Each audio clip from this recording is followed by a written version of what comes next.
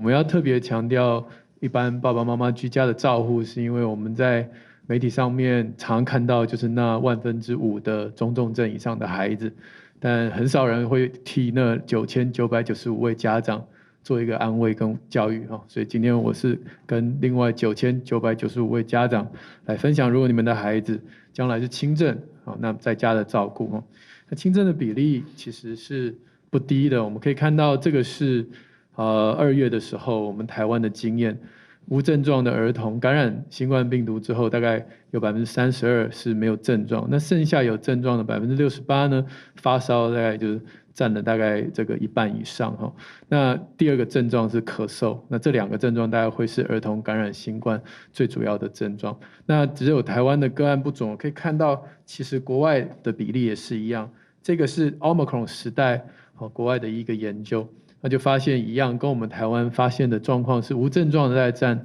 1/3。其实这个数字在 Delta 时代无症状的孩子还更多，Omicron 可能在儿童的症状真的是比较多一点。但是你从这个拍图，你就可以看到，其实你只要抓紧发烧，大概就不会漏掉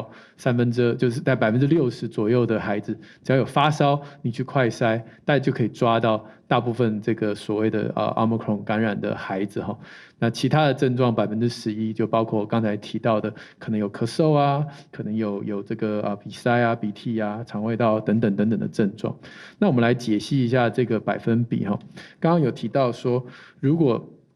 这个发烧大概会烧到几度呢？根据国外的研究，大概平均都有到39度左右哈。那我在临床上面听到家长的经验，大概也都这样，因为一下烧到39，其实很多家长是非常慌的。所以待会儿我们在居家的照护上，就会针对发烧来做一些卫教哈。那发烧的天数通常大概平均在1.7天上下，也就是我们就抓2天好了。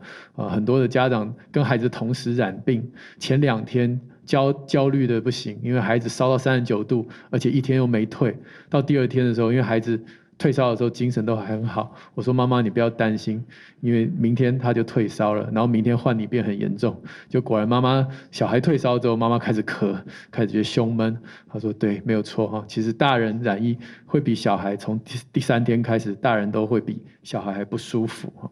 那很多最近我们常常在提到，除了发烧跟咳嗽以外，在媒体上会看到笑吼这个症状，很多的医生在急诊都会看到笑吼的孩子增加，在病房也有住到笑吼的小病人，然后染到那个 Omicron 之后笑吼的小病人，没有错，的确有看到这样的情形，但是我们还是要强调，100个小孩感染新冠病毒，大概只有1.5%到2%会有笑吼。所以并不是说所有感染到新冠、所有感染到 Omicron 的孩子都会笑吼，它的比例其实也大概在1.5到2之间的比例，所以不能以笑吼作为你的孩子有没有感染病毒作为唯一的依据，还是要整体来看，包括刚才讲的各式各样的症状。那能够在家照护的，大概我这张旧表就再拿出来给大家温习一下。如果你的孩子是这个本来就有一些这个未满3个月的一个小婴儿，我们通常也不会让你在家照顾哈，或者你有其他的疾病，经医生评估有住院，你也不可能在家照顾。所以真正会在家里面照顾的，大概就是其他符合我们这个分流的条件的孩子，那通常年纪都会在是3个月以上，甚至是1岁以上，那才有这个符合在家照顾的条件。那在家照顾的时候，我们就要跟大家分享，你可以做哪一些预备。好，比如说，我们刚才说最主要的症状就是发烧，所以通常我们在家会给孩子一些退烧药哈。那这边是整理一下我们居家照护的时候的备药跟建议哈。既然有2/3的左右的孩子会发烧，那么我们用退烧药是很合理的，不要刻意去帮孩子加温。有些家长觉得发烧对孩子免疫力好，很刻意的不去退他烧，看着他这样子发抖，心里觉得孩子你现在受苦，抵抗力就会变好，但千万不要有这样子错误的期待。所以我们退烧有一个很重要的目的是观察精神活动力。在过去这几天的记者会上，还有媒体上，我们都一直在强调孩子重症的一些症状哈。那这些症状里面有一个很重要，就是他会精神没有力气，或是意识不清，或者是肢体无力等等，这个都可以在你退烧后做一个很好的观察。如果你的孩子吃了退烧药以后，精神就回来了，吃了退烧药以后就会缠着妈妈。说老实话，我们在这个视讯门诊的时候，只要看到孩子抓着妈妈的大腿不放，抓得紧紧，我们大概就知道他没什么太大的问题。因为真正进入到重症的迹象的孩子，他连抓妈妈的大腿都没有力气，常常就是乖乖的躺在那边，这就很奇怪了哈。你的孩子乖乖的没声音，就是一件很奇怪的事情。所以退烧以后，观察孩子会不会开始抓你，会不会跟你讨东西吃、讨拍、讨抱，这都是一个好的迹象。那么退烧的药水，我们现在就由儿科医师来帮你开立，我们就会告诉你针对你的孩子的剂量哈。那除此之外，如果你今天用了退烧药之后，然后你的孩子还是不退烧，然后烧超过41度，大家已经看到之前我们说的8个重症的迹象，就是41度是一个警讯，你已经用了退烧药，为什么它还不退呢？表示他的大脑可能真的体温调节出了问题，很可能已经开始有脑炎的前症，所以我们要在退烧药的施予之后，可以观察精神活动力，还有观察这个温度是不是可以降下来，而不要让它跑到41度以上就要立刻就医哈。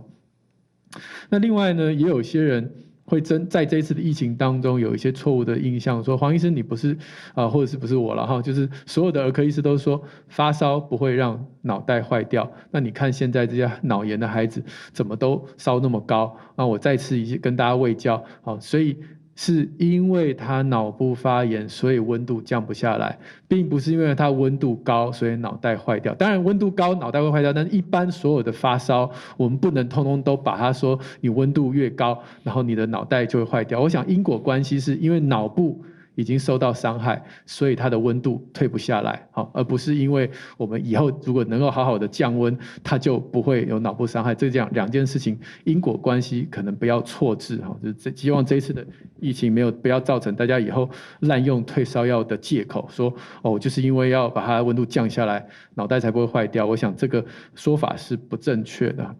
那症状用药的部分，刚才提到最常见的症状，这个除了发烧以外就是咳嗽，所以一般家庭的咳嗽药水或抗组织胺这些鼻涕的药水，你可以依照症状不同来给药，不见得一定要吃。很多家长很乖，医生开什么药他都全部照单全收。其实你可以跟你的儿科医师讨论，如果他没有咳嗽，我这个药水还需要吃吗？如果他这个没有鼻涕，我鼻涕的药还要吃吗？大部分医生都会跟你讲，这是症状治疗药，是根据孩子的症状不同给药就好，不用全部就一饮而尽，全部都灌下去哈。那还是一样强调，不要任意服用的成药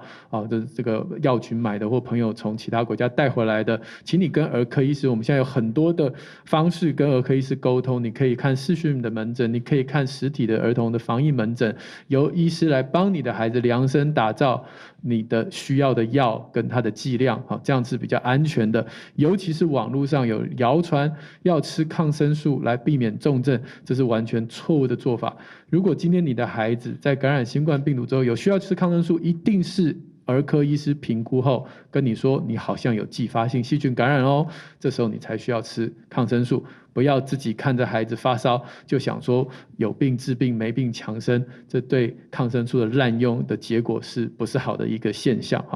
那除了用药之外，当然最重要在家就是预防孩子脱水。